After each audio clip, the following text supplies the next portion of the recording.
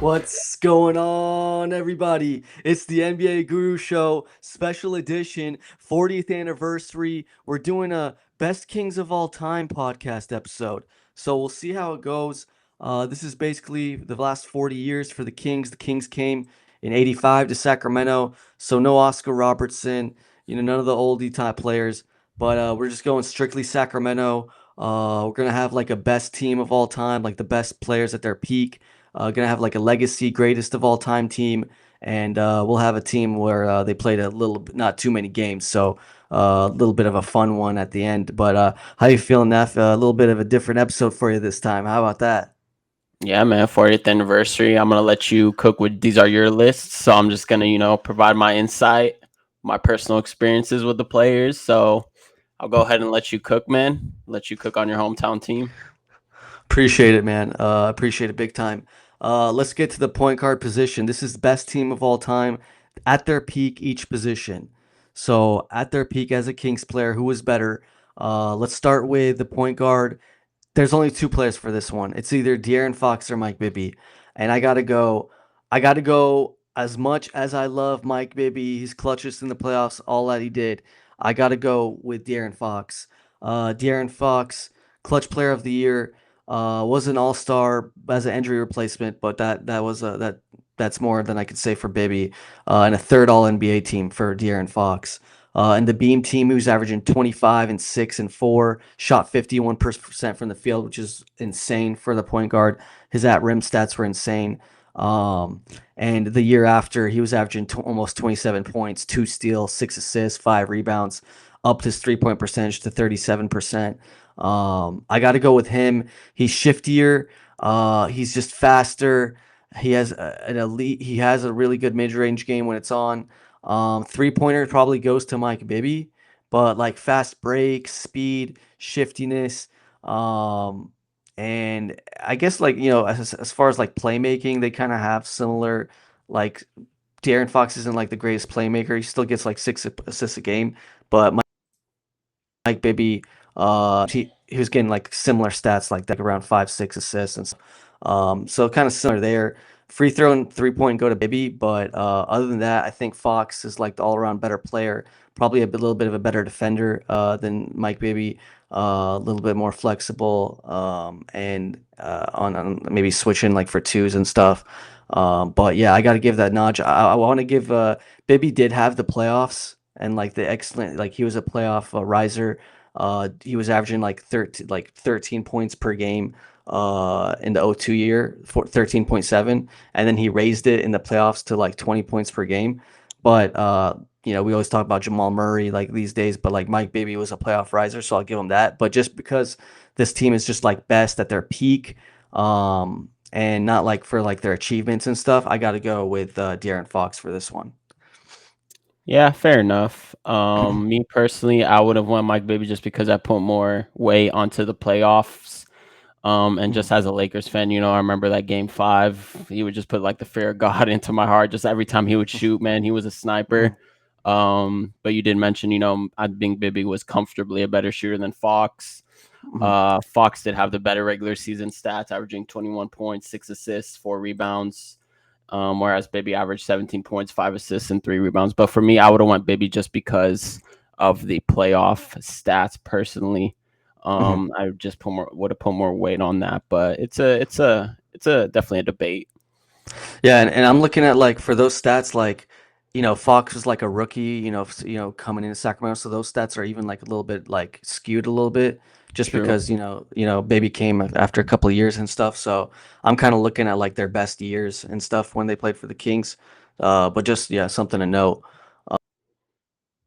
When we go to the shooting guard position, is fairly close at all.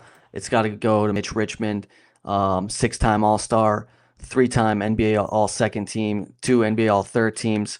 Was in some MVP voting for a few years near his end of his tenure for the Kings. But in his best year, dude is averaging 26 points, 4 assists, 4 rebounds, shooting 43 from three, 45 from the field, like insane stats as a shooting guard for the Kings. He played from 92 to 98 for the Kings.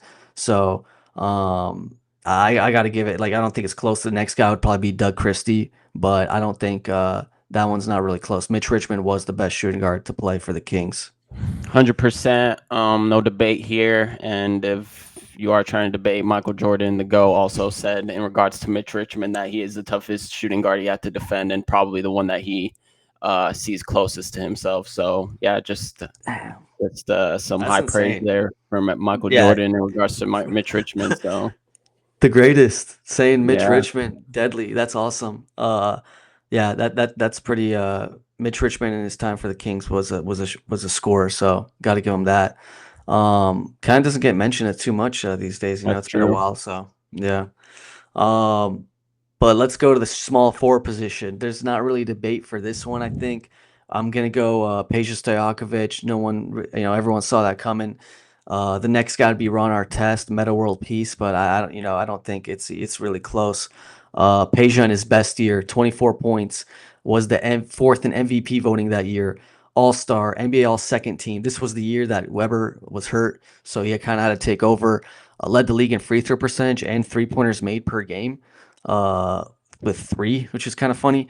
But yeah, he was lights out. 48 from the field, 43 from three, 93 from the free throw line, 6 rebounds.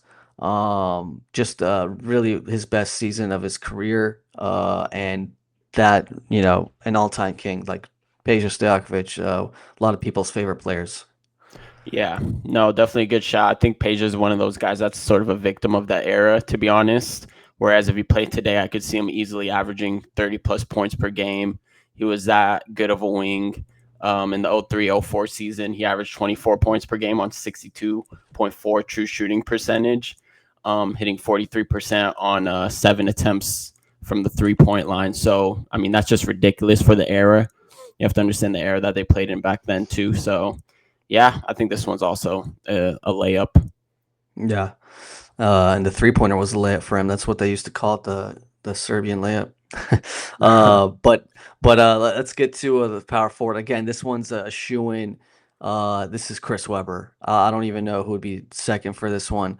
He was in the MVP voting 5 times as a king. He was top seven, top nine, top four one year, top seven, top 10. Like really, just every year was consistent for the Kings. Had 4 All-Stars. He made an All NBA first team and 2 seconds in the third. Pretty, or three All NBA second teams, and a first team too, which is really amazing. In his peak, he was doing 27 points, 11 rebounds. Um, he was playing 40 minutes a game. Players don't play like that anymore. One year he was playing 41 minutes a game, averaging 13 rebounds, 20 points. And the thing with Chris Webber, the passing was amazing, right? Yeah. 5 assists, hovering around 5 assists a game for the Kings. Again, his stocks was actually pretty good, steals and blocks. Like he was averaging like 1.5 for each one pretty much every year, which kind of is underrated. Don't really remember him as like a blocker, but he's getting. He had a year where he got 2 blocks, a couple that he had 1.7. So Chris Webber's got to be there for the best power forward of all time. Like he was in the greats against in that era, like with Kevin Garnett, Rasheed, Yeah. Tim Duncan. Probably a top five power forward of the 2000s, I would say. Yeah, for sure. Yeah, this one's definitely easy. Um, Not much to say. I mean, he dropped 51 points and 26 rebounds, 5 assists, 5 stocks in one game versus the Pacers. So, yeah, man, if you don't remember how good Chris Webber is, just all you got to do is look at the historical stats, some of his best games. And yeah, this is one of the easiest ones, easiest slot ins. Yeah. All right. The next one's probably the toughest one at center. It's DeMarcus Cousins versus Domantas Sabonis. This one, I don't know. I don't know what people are gonna say, but I got DeMarcus Cousins as the best center for the Kings to ever play for the Sacramento. He had 3 All-Stars for the Kings, 2 All-NBA second teams. He was averaging 27 points per game, 11 and a half rebounds. Assist wise, he had a couple of seasons where he was almost approaching 5, 4, 6, 4.6, 4.8. Dude was like an all around player. Added like added his 3 point game a little bit near the end, but not really with the Kings, but like when he got on the Pelicans, he started to shoot more threes and stuff. But just can do a little bit of everything, rebound, pass. I mean, he always like one of the leaders in charges and stuff for years. So defensively was a little bit underrated. Not a great defender, but averaging like 1.5 blocks, 1.5 steals. He was actually a pretty good, actually a really good steal guy for like a center. Was getting around like 1.5 steals per year. Sabonis does have he's like the all around. He's averaging 20 points. He's getting like 12 rebounds a game, or like 12 rebounds, 13. He's getting 14 rebounds the last 2 years, so he has really good stats. But like no one regards Sabonis as like one of the best centers in the league. Like Cousins was like the one of the best Yeah, centers in the NBA right. at the in his era. So like I had to go with Cousins. Just domination. Honestly, like if he had a decent team, I think the Kings would have made playoffs. A lot of people don't like Cousins because he didn't do well for like playoffs and stuff like that. Didn't get there. I think he won like 35 games, like 34, 35 games was like his most won for the Kings. But it's tough because he didn't really have a good team. Like if you ask people like who was the second best player on his team, it was probably Isaiah Thomas and Rudy Gay were like that one year where all three of those guys were averaging 20 points. So I get that one. But other than that, he didn't have great teams, and I do admit, his character wasn't the best. So that's something that you can give Sabonis a notch. But yeah, I have to go for Cousins. Just at that time, he was the better center. Yeah, I'm surprised that this is as close as you think it is. I'll be curious to hear Kings fans in the comments. To me, I don't think this is that close. I think it's DeMarcus Cousins without a question. Like you said, I think he was a victim of the team surrounding him being, let's be real, it was terrible. I think if you put DeMarcus Cousins in the Beam team, like just imagine how much better they would be. So if in my opinion, it's DeMarcus Cousins. I wouldn't even consider Sabonis to be honest, but I might be wrong. But I'd love to hear what the Kings and what other Kings fans think. Yeah, that I do. I am interested in what people would say for sure. That there you go for the best of all time. Let's go to greatest of all time. Greatest of all time. We're gonna go with this one's gonna be a little bit like I'm not gonna go one by one. I'm just gonna say it like it is. It's going. We're the greatest of all time is that 0102 starting lineup, man. Starting You got to lineup, go with yeah. it. This is great. This is where we're talking about achievements. This is where we're going to go playoff achievements. And these guys took us to the conference finals against the Lakers in '02. Took us to a decent season in '03, but before Weber got hurt. But yeah, this was the peak. This was the greatest achievements, getting us very far in the playoffs. And I don't think it's close legacy wise. You could make a case for. I don't really see a case for anyone. I think this you can't really go wrong with this. This is the greatest legacy team for the Kings. I got to give it out. So I couldn't not give any props to Bibby and Vlade and all these guys. So I had to give them some love too. Yeah, I mean that 0102 team is by far the best Sacramento Kings team without a doubt in franchise history. So Hmm. yeah, you can't go wrong picking that team. I'm not even sure of any other players or teams that would even come Sacramento Kings team specifically that would even, come close to be Yeah. honest. Yeah, and that's why it's always good to separate the greatest and best. Like these are two different things, and it's just a good way to separate them and just have a little bit more you know, detail like in like when people talking about greatest and best and all this stuff. So it's a Hmm. nice little thing. And all right, let's get to the fun one here. I was trying to think of a fun team that'd be cool to talk about. And this isn't really actually a team. This is best players for the Sacramento Kings history that played 75 games or less. This is I went through a list of all the players that played 75 games or less for the Sacramento Kings. I came up with a list of five that are the best. I have some honorable mentions, but we'll start with the guy that's on the team right now, Zach LaVine. He's played 32 games with the Kings. Is averaging 22 points per game. 51% shooting and 45 from three is pretty crazy. Like he's very efficient. Yeah. Just obviously his defense is not there, but honestly, like really good stats, 22, 4 and 4, it's 88 from the free throw line. I had to give him the nod. And then now this is where it gets fun. We got to go back to 2005 for the next guy, and that's Katino Mobley, the cat.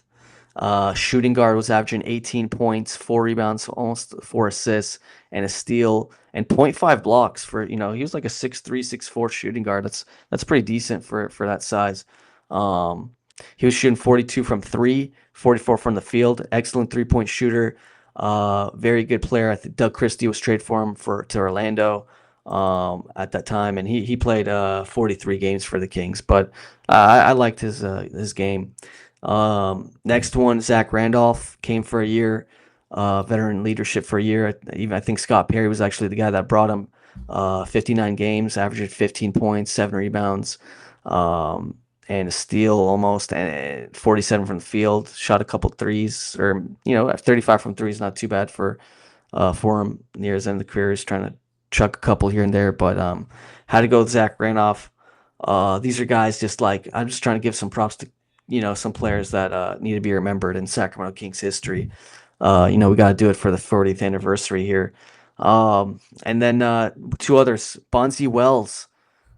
Bonzi, 52 games for him. He's played for Portland. He's played for I can't remember the other team he played. That man, I know he played for another team mainly, but dude, he averaged 14 points, 8 rebounds. He was a big rebounder for a shooting guard. He's like 6'4". He's getting like a ton of rebounds for the King. He's just a really good rebounder for his size. Probably one of the best like shooting guard rebounders of all time. Yeah. Um, and made a big, he has that famous shot against the Wolves for the Kings.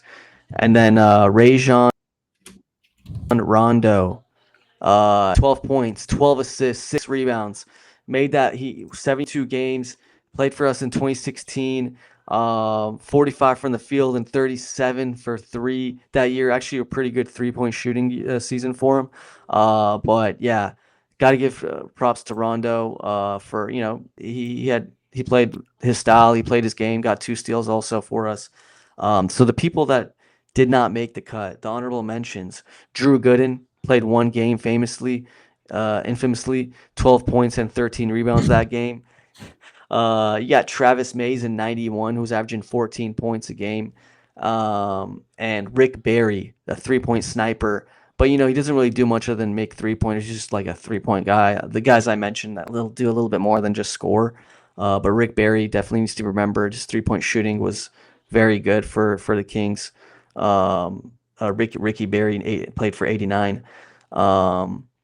And and yeah, you got some players. I mean, Dante DiVincenzo, George Hill, Bellinelli, Rashad McCants, all these guys not really remembered, but just kind of fun to throw out their names and just kind of talk about them in Kings history. Even like Ty Lawson, Grievous Vasquez, Aaron Afalo. Just some fun names to throw out.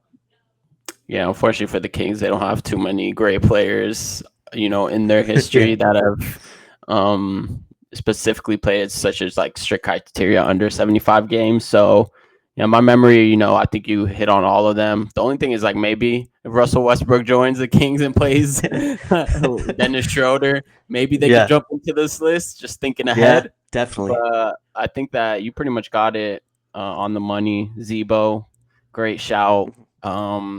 I think if I remember correctly, he had a great tenure when he came to Sacramento, even though he was in his twilight years. Same with Rajon Rondo. He actually had a very good bounce back. He kind of had like a second spurt to his career. Yeah, Bonzi Wells, you mentioned. I know he's really known for his Trailblazers tenure. Played for the Rockets too, but yeah, he was a beast. And yeah, Katino Mobley also really known for the Rockets, his Rockets tenure, but these just fun to see who had that stopgap year with the Yeah. Sacramento Kings and how good they were. So it's a fun list for sure. Yeah, it is kind of funny the timing because there's been so many rumors for the Kings like Yeah. Ben Simmons, like a Russell Westbrook that could have these stopgaps in their career. Hmm. So, just kind of fun to talk about. Another guy I was thinking, that barely missed the mark of 75 games is DeMar DeRozan. He had 77. He played 77 games for Oh the yeah. Kings. He would have So easily been on the list. Yeah. yeah, easily would have been on the list. So, but yeah, just wanted to share all the teams. Let us know your thoughts. Like, if you can, subscribe if you haven't. We're gonna bring out more Kings content, more NBA content here this summer and coming up for the season. So, appreciate everyone coming, and see you guys next time. Peace. Later.